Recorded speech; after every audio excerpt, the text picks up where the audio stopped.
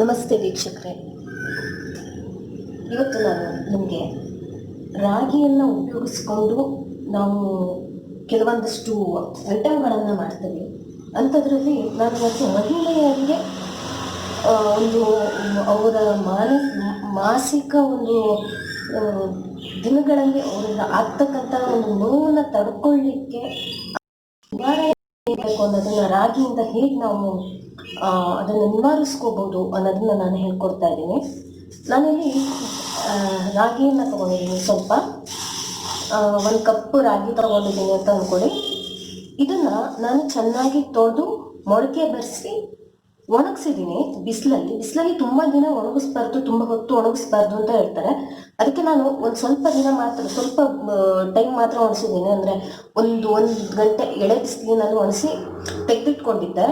ಇವತ್ತು ಅದನ್ನು ಈ ರೀತಿ ತೆಗೆದಿಟ್ಕೊಂಡಿರೋ ರಾಗಿಯನ್ನು ಬಾಣಲಿಗೆ ಹಾಕಿ ಚೆನ್ನಾಗಿ ಹುರ್ಕೋಬೇಕು. ಇದನ್ನು ಫ್ರೈ ಮಾಡಿಕೊಂಡು, ಅಂದರೆ ನಾವು ಚೆನ್ನಾಗಿ ಬಾಡಿಸ್ಕೋಬೇಕು.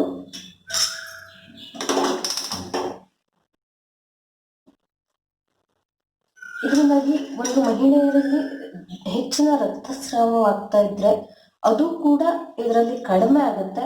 ಮತ್ತೆ ಬಹಳಷ್ಟು ಹೆಣ್ಣು ಮಕ್ಕಳಲ್ಲಿ ಉಂಟಾಗ್ತಕ್ಕಂಥ ಬಿಳಿ ಮುಟ್ಟಿನ ಸಮಸ್ಯೆಗೆ ನಾವು ಉಪಯೋಗಿಸ್ಕೋಬಹುದು. ಅದು ನಿವಾರಣೆಗೆ ಒಂದು ಸಹಾಯಕವಾಗುತ್ತೆ. ಈ ರಾಗಿ ಅಂದರೆ ಇದ್ರ ಬೆನಿಫಿಟ್ ಯಾಕೆ ಮಹಿಳೆಯರಿಗೆ ತುಂಬ ಒಳ್ಳೇದಂದ್ರೆ, ಇದು ತಂಪು ಅಂತ ಹೇಳ್ತಾರೆ. ರಾಗಿಯಲ್ಲಿ ಇರ್ತಕ್ಕಂಥ ತಂಪಿನ ಗುಣ ಏನಿದೆ ಅದು ನಮ್ಮ ದೇಹಕ್ಕೆ ಹೆಲ್ಪ್ ಮಾಡೋಂಥದ್ದು. ಸೊ ಅದರಿಂದಾಗಿ ತುಂಬ ರಾಗಿಯನ್ನು ಯೂಸ್ ಮಾಡೋದು ಒಳ್ಳೆಯದು. ನೀವು ಆದಷ್ಟು ಇದನ್ನು ಮನೆಯಲ್ಲಿ ಯೂಸ್ ಮಾಡ್ತಾ ಇರಿ. ವಾರಕ್ಕೊಮ್ಮೆ ನಾವು ತಿಂಗಳಿಗೆ ಅಥವಾ ರಾಗಿ ಅಂಬಲಿ ಮಾಡಿಕೊಂಡು, ಇಲ್ಲ ರಾಗಿ ದೋಸೆಯನ್ನು ಕೂಡ ನೀವು ಮಾಡ್ಬೋದು. ರಾಗಿ ಹಿಟ್ಟು ಅಂಗಡಿಯಲ್ಲಿ ಸಿಗುತ್ತಲ್ಲ, ಹಿಟ್ಟನ್ನು ತಂದು ಅದನ್ನ ಕೂಡ ಕರಡಿ ನಾವು ದೋಸೆಯನ್ನು ಕೂಡ ಮಾಡ್ಕೋಬೋದು. ದಿಢೀರನೆ ದೋಸೆ ಕೂಡ ಆಗುತ್ತೆ. ಆದಷ್ಟು ಮಂದ ಉರಿಯಲ್ಲಿ ಇಟ್ಟು ನೀವು ಈ ಇದನ್ನ ಮಾಡಬೇಕಾಗುತ್ತೆ.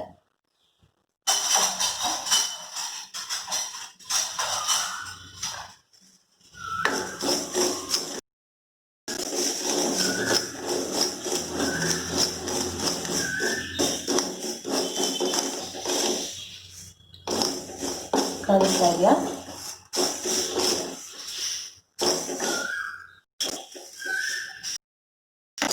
ಸ್ವಲ್ಪ ಅದು ಬೆಚ್ಚಗೆ ಆದ ತಕ್ಷಣ ಸ್ವಲ್ಪ ಅದು ನೀರಿನ ಅಂಶಗಳನ್ನು ಬಿಟ್ಕೊಳ್ತಾ ಇರುತ್ತೆ. ಸ್ವಲ್ಪ ಬೆವರುತ್ತೆ ಅದು. ಯಾಕಂದರೆ ಅದರಲ್ಲಿ ನೀರಿನ ಅಂಶಗಳು ಸ್ವಲ್ಪ ಹೊರಗಡೆ ಬರೋಂಥದ್ದು. ಆಮೇಲೆ ಜಾಸ್ತಿ ಸೆಕೆ ಆದರೆ ನಮ್ಗೆ ಹೇಗೆ ಬೆವರುತ್ತೋ ಅದೇ ರೀತಿ ಇದಕ್ಕೂ ಕೂಡ ಸ್ವಲ್ಪ ಇಟ್ಟು ನಾವು ಕೊಟ್ಟಾಗ ಇದು ಸ್ವಲ್ಪ ಬೆವರುತ್ತೆ. ಓಕೆ, ಇದು ನೋಡಿ, ಸ್ವಲ್ಪ ಕಪ್ಪನೆ ಅಂಶ ಬರ್ತಾ ಇದೆ.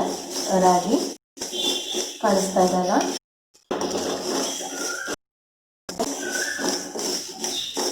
ಸ್ವಲ್ಪ ರಾಗಿಗದು ಹೌದು ಅಲ್ಲ ಹಾಗೆ, ಅಂದರೆ ಕೆಲವೊಬ್ಬರಿಗೆ ಗೊತ್ತಾಗುತ್ತೆ ಅದು ಸ್ಮೆಲ್ಲು.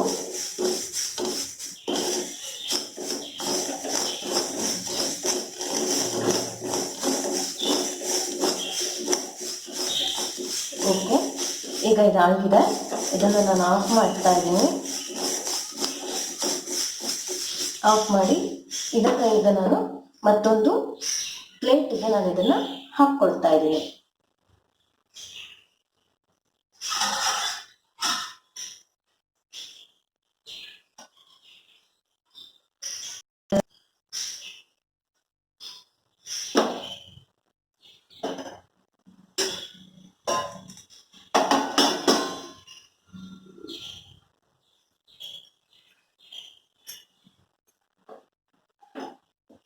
ನೋಡಿ, ಈಗ ಇದನ್ನು ಹಾಕ್ಕೊಂಡಿದ್ದೀನಿ ಈ ಬಾಣಲಿಗೆ. ಮತ್ತೆ ನಾವು ನೆಕ್ಸ್ಟ್ ಇದರ ಜೊತೆಗೆ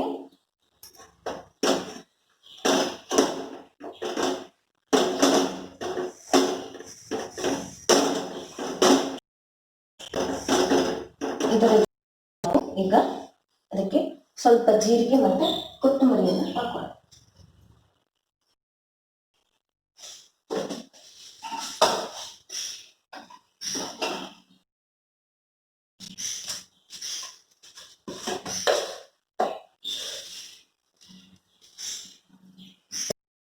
ಹಾಕ್ತಾ ಇದ್ದೀನಿ. ಒಂದು ಸ್ವಲ್ಪ ಜಾಸ್ತಿ ಹಾಕಿದ್ರೆ ಅದು ಕೆಲವೊಬ್ರು ತಿನ್ನೋದಿಲ್ಲ. ಒಂದು ಕೊತ್ತಂಬರಿಯ ಒಂದು ಧನಿಯಾದ ಒಂದು ಸ್ಮೆಲ್ ಕೆಲವೊಬ್ರು ಇಷ್ಟ ಆಗೋದ್ರಿಂದ ಅದಕ್ಕೋಸ್ಕರ ಅವ್ರು ತಿನ್ನೋದಿಲ್ಲ. ಅಂಥವ್ರಿಗಾಗಿ ನಾನು ಸ್ವಲ್ಪ ಕಡಿಮೆ ಹಾಕಿರ್ತೀನಿ. ಆದಷ್ಟು ಇದನ್ನು ಕೂಡ ಮಂದ ಉರಿಯಲ್ಲಿ ಹುರ್ಕೋಬೇಕು.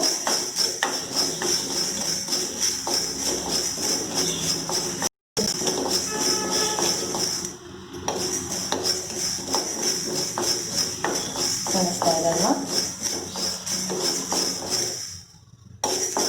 ಜಸ್ಟ್ ಇದು ಇಷ್ಟಂದ್ರೆ ನಿಮಗೆ ಮೆಲ್ಲು ಬರಲಿಕ್ಕೆ ಎಷ್ಟು ಬೇಕೋ ಅಷ್ಟು ಮಾತ್ರ ಸಾಕಾಗುತ್ತೆ. ಸ್ಮೆಲ್ ಬಂದಷ್ಟು ಹುರ್ಕೊಂಡ್ರೆ ಸಾಕು. ತುಂಬ ಕಪ್ಪಾಗಿ ಹುರಿಬಾರ್ದು. ತುಂಬ ಹುರಿದ್ರೂ ಕೂಡ ಇದರ ಸತ್ವ ಹೊರಟೋಗ್ಬಿಡತ್ತೆ.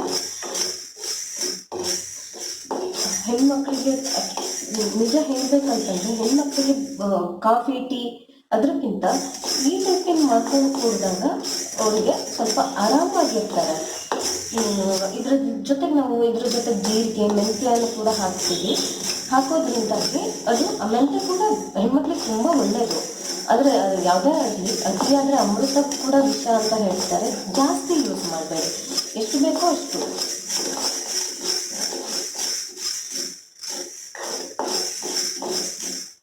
ಆಗಾಗ ಯೂಸ್ ಮಾಡ್ತಾ ಇರಬೇಕು.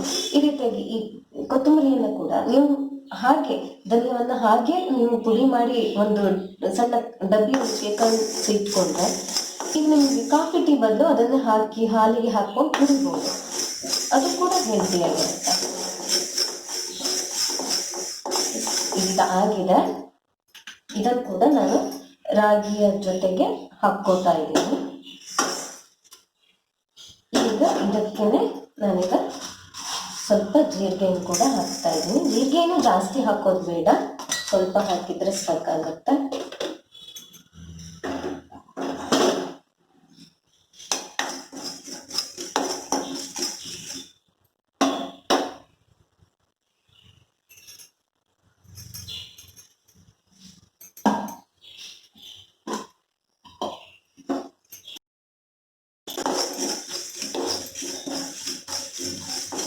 ಜೀರಿಗೆ ಕೂಡ ತುಂಬ ಹುರಿಯೋದು ಬೇಕಾಗಲ್ಲ. ನಾನು ಆ್ಯಕ್ಚುಲಿ ಜೀರಿಗೆ ತೊಳೆದು ಒಣಗಿಸಿ ಇಟ್ಟಿರ್ತೀನಿ. ಅದು ತುಂಬ ಸಲ ಹಾಗೆ ಆಗಲಿಲ್ಲ ನನಗೆ, ಅದು ಏನಂತ ಗೊತ್ತಿಲ್ಲ. ತುಂಬ ಕಲ್ಲುಗಳು ಬರ್ತಾ ಇತ್ತು ಜೀರಿಗೆನಲ್ಲಿ. ಅದು ಯೂಸ್ ಮಾಡಬೇಕಿದ್ರೆ ಅದು ನೋಡಿದ್ರೆ ಗೊತ್ತಾಗ್ತಾ ಇರಲಿಲ್ಲ, ಒಂಥರ ಮಣ್ಣಾಗಿ ಅನ್ನಿಸ್ತಾ ಇತ್ತು. ಅದಕ್ಕೋಸ್ಕರ ನಾನೀಗ ಅದನ್ನು ತೊಳೆದು ಚೆನ್ನಾಗಿ ಒಣಗಿಸಿ ಇಡ್ತಾ ಇದ್ದೀನಿ ಬಿಸಿಲಿನಲ್ಲಿ.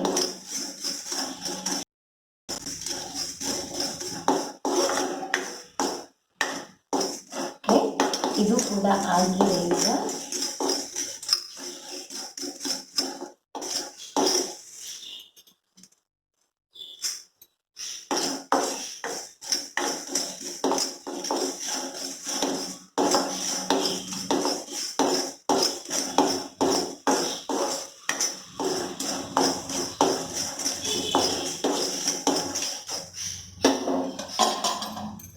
ಇದು ಕೂಡ ಆಗಿದೆ. ಈಗ ಇದನ್ನು ಕೂಡ ನಾವು ರಾಗಿಯ ಮತ್ತು ಧನಿಯಾವನ್ನು ಏನು ಹುರಿದಿಟ್ಕೊಂಡಿದ್ದೀವಿ ಅದ್ರ ಜೊತೆಗೆ ಮಿಕ್ಸ್ ಮಾಡೋಣ. ಈಗ ಮುಂದೆ ಇದಕ್ಕೆ ಮೆಂತ್ಯೆಯನ್ನು ಹಾಕೋಣ. ಮೆಂತ್ಯೆಯನ್ನು ಜಾಸ್ತಿ ಹಾಕೋಕೆ ಹೋಗಬೇಡಿ, ತುಂಬ ಕಹಿ ಬಂದ್ಬಿಡುತ್ತೆ.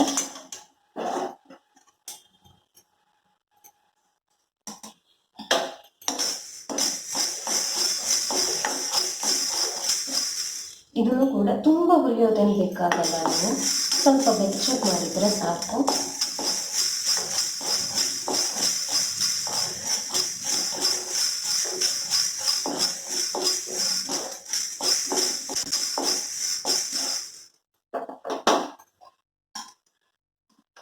ಈಗ ಇದರ ಜೊತೆನೆ ನಾನು ಒಂದೆರಡು ಕಾಳು ಮೆಣಸುಗಳನ್ನು ಹಾಕ್ತಾ ಇದ್ದೀನಿ.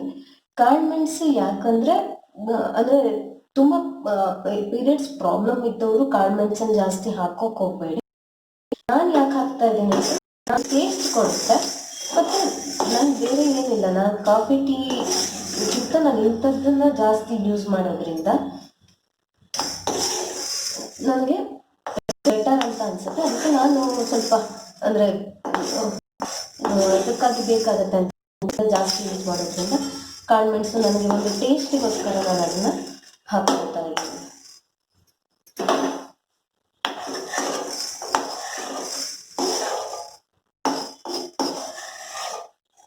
ಆಗಿದೆ. ಈಗ ಕಾಳು ಮೆಣಸನ್ನು ಹಾಕ್ಕೊಂಡಿದ್ದೀನಿ. ಕಾಳು ಮೆಣಸು ಕೂಡ ಜಾಸ್ತಿ ಹಾಕಬೇಡಿ, ಒಂದು 5-6 ಹಾಕಿ ಸಾಕಾಗುತ್ತೆ.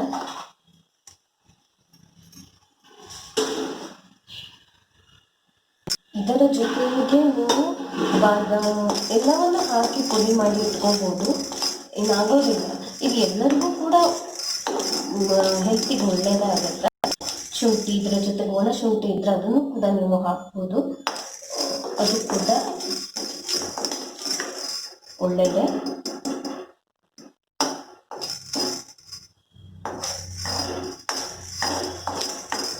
ಫ್ಲೇಮ್ ದೊಡ್ಡ ಮಾಡ್ತಾ ಇದ್ದೀನಿ ನಾನೀಗ. ಕಾಳು ಮೆಣಸು ತುಂಬ ಬೇಗ ಹುರಿಯೋಕ್ಕೆ ಸ್ವಲ್ಪ ದಪ್ಪ ಇರೋದ್ರಿಂದ. ಓಕೆ, ಇದು ಆಗಿದೆ. ಸ್ವಲ್ಪ ಅದು ಚಟ್ಟನ ಸೌಂಡ್ ಬರುತ್ತೆ, ಹೊಡೆಯೋಕ್ಕೆ ಪ್ರಾರಂಭ ಆಗುತ್ತೆ. ಆಗ ಈಗ ಇದನ್ನು ಹೀಗೆ ಆಗಲಿಕ್ಕೆ ಬಿಡ್ತಾ ಇದ್ದೀನಿ ಸ್ವಲ್ಪ ಹೊತ್ತು. ನೋಡಿ, ಇದರಲ್ಲಿ ರಾಗಿ ಇದೆ, ಜೀರಿಗೆ ಇದೆ, ಮೆಂತ್ಯ ಇದೆ, ಧನಿಯಾ ಇದೆ. ಇದೆಲ್ಲ ಚೆನ್ನಾಗಿ ಪುಡಿ ಮಾಡಬೇಕು ನಾವು. ತುಂಬ ರಾಗಿ ಇದೆ ನಿಮಗೆ ಅಂತ ಅಂದಾಗ ತುಂಬ ಮಾಡಿಟ್ಕೊಳ್ಳೋದಾದರೆ ನೀವು ಬೇಕಾದರೆ ಗಿರಣಿ ಕೊಟ್ಟು ಕೂಡ ಪುಡಿ ಮಾಡಿಸ್ಬೋದು, ಏನಾಗಲ್ಲ. ಅಕಸ್ಮಾತ್ ನಿಮಗೆ ಮತ್ತೊಂದಂದ್ರೆ ಮೊಳಕೆ ಬರಿಸ್ಲಿಕ್ಕೆ ಆಗಲಿಲ್ಲ, ನಮ್ಗೆ ಆಗಲ್ಲ ಅಂದಾಗ ಹಾಗೆಯೇ ರಾಗಿಯನ್ನು ಕೂಡ ಈ ರೀತಿ ತಗೊಂಡು ನೀವು ಪುಡಿ ಮಾಡ್ಕೋಬೋದು. ಇದೊಂದು ಸ್ವಲ್ಪ ಆರಲಿಕ್ಕೆ ಬಿಡ್ತಾ ಇದ್ದೀನಿ ಈಗ, ಯಾಕಂದರೆ ಮಿಕ್ಸಿಗೆ ಹಾಕಿ ಪುಡಿ ಮಾಡ್ಕೋಬೇಕು ನಾನು, ಅದಕ್ಕೋಸ್ಕರ.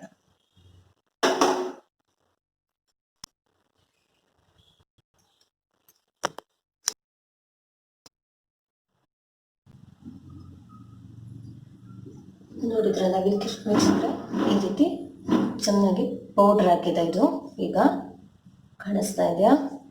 ಇದನ್ನು ನಾನು ಏನು ಮಾಡಿದ್ದೀನಿ ಅಂತಂದರೆ ಮಿಕ್ಸಿ ಮಾಡಿ ಅದನ್ನು ಜರಡಿ ಹಿಡಿದಿದ್ದೀನಿ.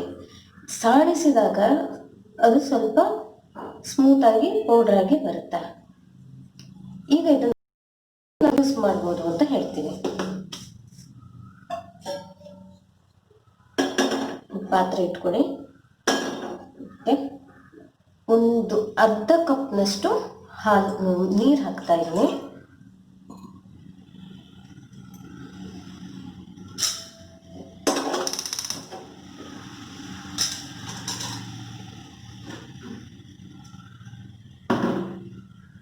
ಅದಕ್ಕೆ ಈಗ ಒಂದು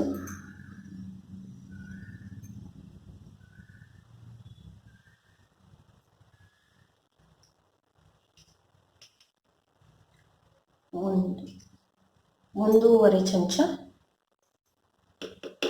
ಪೌಡ್ರ್ ಮಾಡಿಟ್ಕೊಂಡಿರೋ ಪೌಡ್ರ್ ಹಾಕ್ತಾ ಇದ್ದೀನಿ.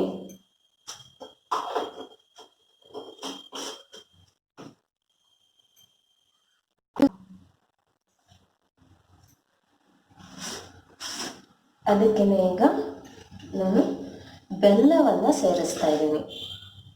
ಇದು ನಮ್ಮ ಕಡೆ ಸಿಗೋಂಥ ಬೆಲ್ಲ. ಕಬ್ಬನ್ನ ಹಾಲು ತೆಗಿತಾರಲ್ಲ, ತೆಗೆದಿರೋ ಹಾಲನ್ನ ಕುದಿಸಿ ಮಾಡೋ ಅಂಥ ಬೆಲ್ಲ.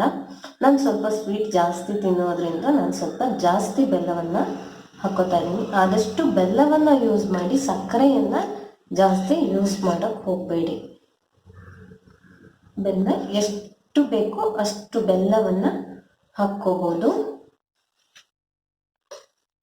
ನಿಮಗೆ ಸ್ವೀಟ್ ಎಷ್ಟು ಬೇಕು ಅಂತ ನೋಡಿ ಹಾಕ್ಕೊಳ್ಳಿ. ಈಗ ಅದು ಕುದೀತಾ ಇದೆ. ಆದ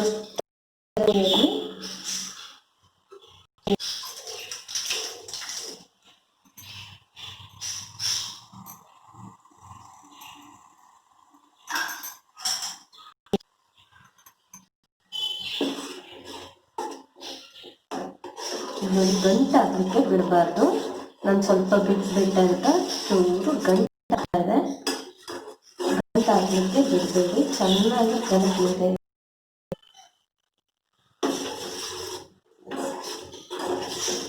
ಕಾಣಿಸ್ತಾ ಇದಲ್ಲ?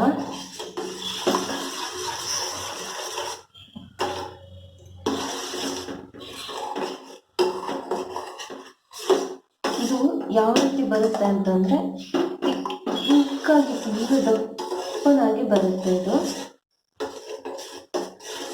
ಇದ್ರೆ ಗೊತ್ತಾಗ್ತಾ ಇದೆ ನಿಮ್ಗೆ, ನೋಡಿ.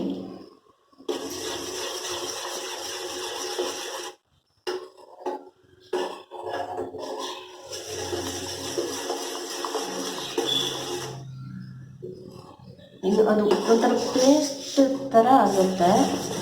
ತುಂಬ ಪೇಸ್ಟ್ ಅಲ್ಲ, ಸ್ವಲ್ಪ ನೀರಾಗಿ ಅಲ್ಲಿಯವರೆಗೂ ನೀವು ಈ ರೀತಿ ಅದನ್ನ ಕಲಿಸ್ತಾ ಇರಿ.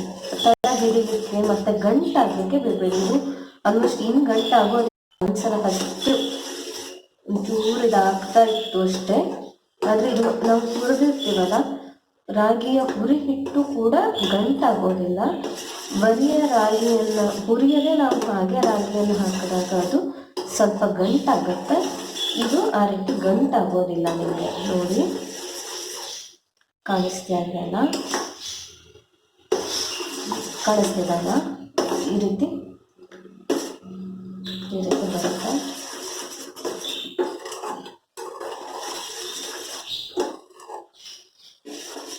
ಇದರಲ್ಲಿ ನಮಗೆ ಹೆಣ್ಣು ಮಕ್ಕಳಿಗೆ ಬೇಕಾಗಿರೋಂಥ ಸಂಪೂರ್ಣವಾಗಿ ಬೇಕಾಗಿರೋಂಥ ಎಲ್ಲ ಒಂದು ಆರೋಗ್ಯಕ್ಕೆ ಪೂರಕವಾಗಿರುವಂಥ ಪದಾರ್ಥಗಳೇ ಇದರಲ್ಲಿ ಇರೋದ್ರಿಂದ ಇದು ಹೆಣ್ಮಕ್ಳಿಗೆ ಅಂತ ಅಲ್ಲ, ಗಂಡ್ಮಕ್ಳು ಕೂಡ ಇದನ್ನು ಯೂಸ್ ಮಾಡ್ಬೋದು.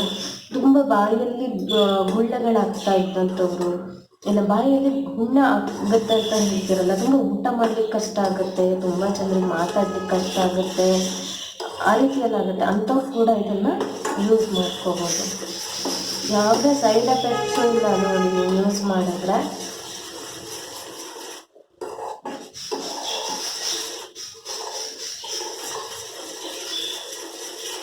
ಚೆನ್ನಾಗಿ ಕಲಿತು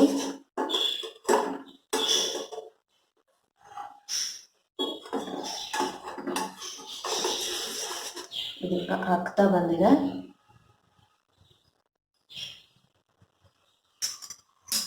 ಇದನ್ನು ನೀವು ಹಾಗೆ ಕೂಡ ನೀರು ಜಾಸ್ತಿ ಹಾಕ್ಕೊಂಡು ಬೇಕಾದ್ರೆ ಹಾಗೆ ಬೇಕಾದರೂ ಕುಡಿಬೋದು. ಇಲ್ಲ ನೀವು ನೀರಿನ ಜೊತೆಗೆ ನಿಮಗೆ ಹಾಲನ್ನು ಕೂಡ ಮಿಕ್ಸ್ ಮಾಡಿ ನೀವು ಯೂಸ್ ಮಾಡ್ಬೋದು, ಏನೂ ಪ್ರಾಬ್ಲಮ್ ಇಲ್ಲ ಇದು.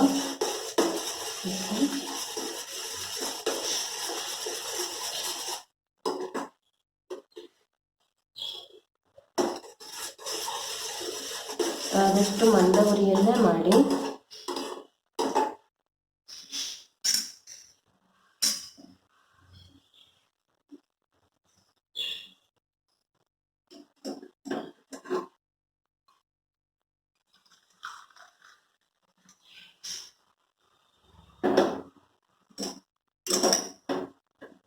ಇದಕ್ಕೆ ಈಗ ನಾನು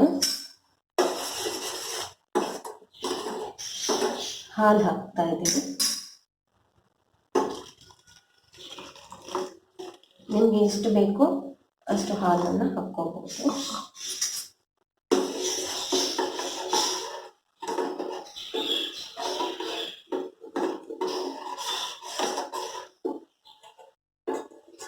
ಇನ್ನು ಇದನ್ನ ಹಾಗೆ ಕುಡಿಬೋದು, ಇಲ್ಲ ಇದನ್ನ ಸೋಸಿ ಕೂಡ ನಾವು ಕುಡಿಬೋದು. ಸೋಸಿ ಕುಡಿಯೋದಕ್ಕಿಂತ ಹಾಗೆ ಕುಡಿಯೋದು ಉತ್ತಮ. ಯಾಕಂದ್ರೆ ಅಡಿಗಡೆ ಏನು ಲಾಸ್ಟ್ ಉಳಿದಿರುತ್ತೆ ಜಿಗುಟು, ಅದರಲ್ಲೂ ಕೂಡ ಸತ್ವ ಇರುತ್ತೆ. ಇದು ಸಂಪೂರ್ಣವಾಗಿ ಏನು ಎಲ್ಲ ಸತ್ವನೂ ಒಂದೇ ಸಲ ಬಿಟ್ಕೊಂಡಿದೆ ಅಂತಲ್ಲ, ಅದರಲ್ಲಿ ಕೂಡ ಸತ್ವಗಳು ಸ್ವಲ್ಪ ಸ್ವಲ್ಪ ಉಳ್ಕೊಂಡಿರುತ್ತೆ. ಸೊ ಅದು ಕೂಡ ಹೆಲ್ಪ್ ಆಗುತ್ತೆ. ಅದೊಂಥರ ಟೇಸ್ಟ್ ಕೂಡ ಹೌದು. ಬೇಕಾದ್ರೆ ನಿಮ್ಗೆ ಆಗಲ್ಲ ಅಂತಂದರೆ ನೀವು ಬೇಕಾದರೆ ಅದನ್ನು ಸೋಸ್ಕೊಂಡು ಕೂಡ ಕುಡಿಬೋದು.